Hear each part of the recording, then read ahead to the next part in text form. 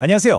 오늘은 한 남자가 나무에 올라갔던 어찌 보면 좀 기이한 이야기를 해보려고 합니다. 근데 이 이야기가요, 2000년이 지난 지금 우리 마음속 깊은 곳의 외로움이나 변하고 싶다는 갈망을 놀랍도록 정확하게 비추고 있거든요. 단순한 옛 이야기가 아니라 어쩌면 바로 우리 모두의 이야기일 수 있습니다.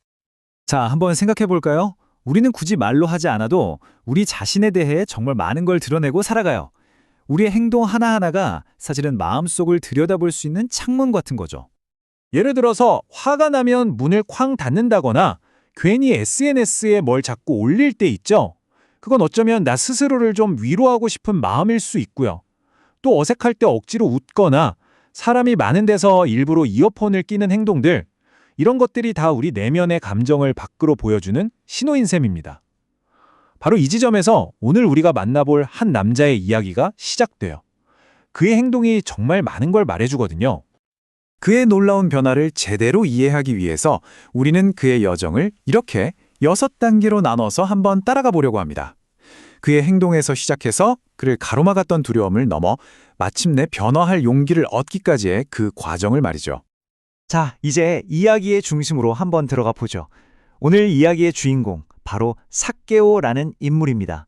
그런데 이 사람, 이름과 실제 살아가는 모습 사이에 아주 깊고 큰 모순을 안고 있었습니다. 보세요. 이름의 뜻은 의로운 자인데 직업은 세리장, 당시에는 민족의 배신자라고 손가락질을 받던 사람이었어요.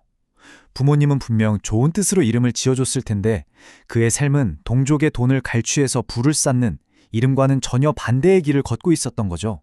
이게 바로 그의 삶의 핵심에 있는 아이러니였습니다.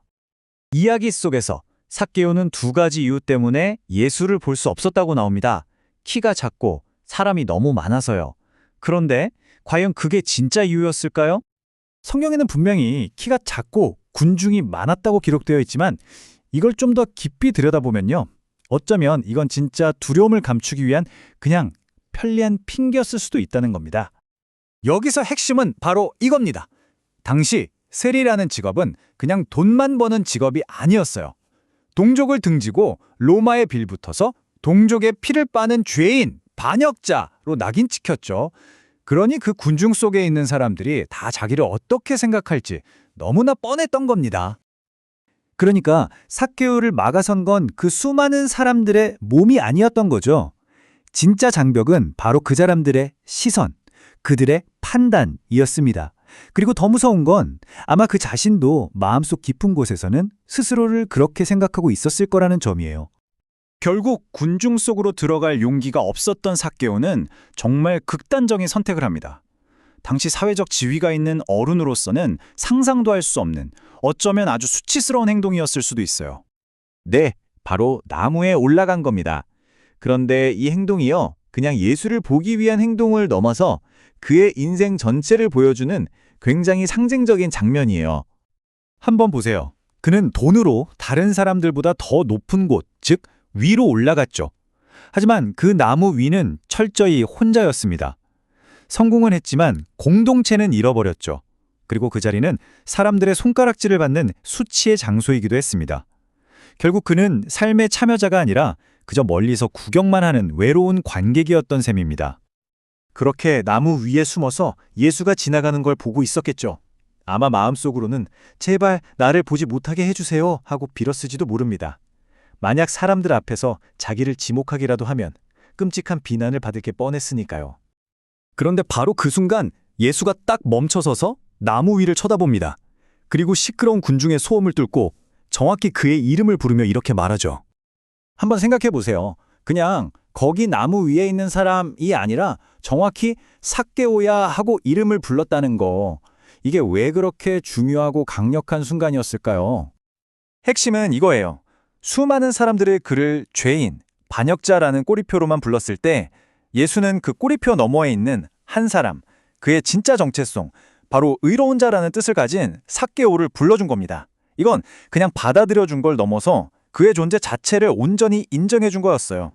자, 삭개오가 예수를 자기 집으로 맞이하는 순간 주변 사람들은 역시나 수군거리기 시작합니다. 어떻게 저런 죄인의 집에 들어갈 수가 있지? 하고 말이죠. 늘 듣던 익숙한 비난이었어요. 그런데 이번엔 삭개오의 반응이 완전히 다릅니다. 예전 같았으면 상처받고 마음의 문을 더 닫았을 텐데 그는 사람들 앞에 당당히 서서 선언을 해요. 재산의 절반을 나누고 남의 것을 빼앗은 게 있다면 4배로 갚겠다고요. 한 사람에게 온전히 받아들여진 경험이 다른 사람들의 비난 앞에서 자신의 삶을 바꿀 용기를 준 겁니다. 이 이야기가 그냥 2000년 전의 종교적인 이야기로만 들리시나요? 절대 그렇지 않습니다. 이 수용을 통한 변화라는 원리는 지금 여기 우리 삶에서도 똑같이 일어나고 있거든요. 한 현대적인 사례를 좀 볼까요? 이건 아주 권위적이고 무서운 아버지로 유명했던 한 분이 나중에 본인 스스로가 깊은 수용을 경험한 뒤에 아들에게 보낸 편지의 일부입니다. 이 진심 어린 사과 한마디가 수십 년간 얽혔던 부자 관계를 눈 녹듯이 풀어버렸어요. 교훈은 아주 분명하죠. 누군가가 우리의 겉모습이나 꼬리표가 아니라 있는 모습 그대로를 진정으로 봐주고 받아들여줄 때 우리 안에서는 놀라운 힘이 생겨납니다. 바로 우리 자신의 부족함과 상처를 직면하고 스스로를 고쳐나갈 수 있는 용기 말이에요.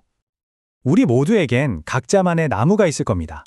다른 사람들의 비판이나 판단으로부터 나를 지키기 위해 올라가 있는 그런 안전한 장소요. 오늘 이 이야기가 끝날 때 한번 스스로에게 질문을 던져보면 어떨까요? 내가 지금 올라와 있는 이 나무에서 내려가려면 과연 무엇이 필요할까? 어쩌면 타인의 혹은 나 자신의 따뜻한 수용 한마디가 아닐까요?